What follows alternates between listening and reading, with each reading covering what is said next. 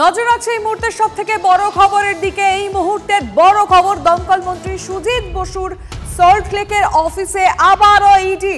পুরো নিয়োগ দুর্নীতির তদন্তে মন্ত্রীর সল্টলেকের অফিসে ইডি হানা। এই মুহূর্তে আমাদের রিপোর্টার রঞ্জিত জানাতে পারবে কি চলছে এখন।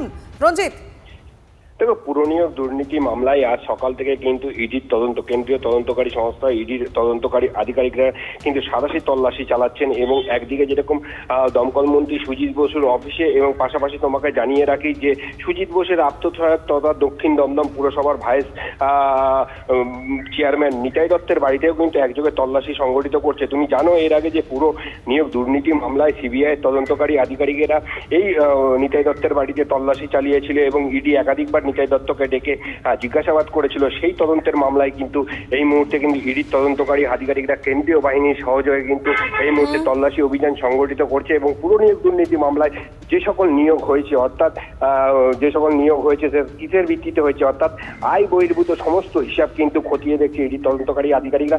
পাশাপাশি কিন্তু ব্যাংক স্টেটমেন্টও খতিয়ে দেখা হচ্ছে এই মুহূর্তে ইডি তদন্তকারী আধিকারিকদের। এবং এই মুহূর্তে যেটি ইডি সূত্র মারফত জানা যাচ্ছে, বেশ কিছু নথি কিন্তু বাজেয়াপ্ত করা হয়েছে, এমনটাই কিন্তু ইডি সূত্র মারফত আমরা জানতে পারছি।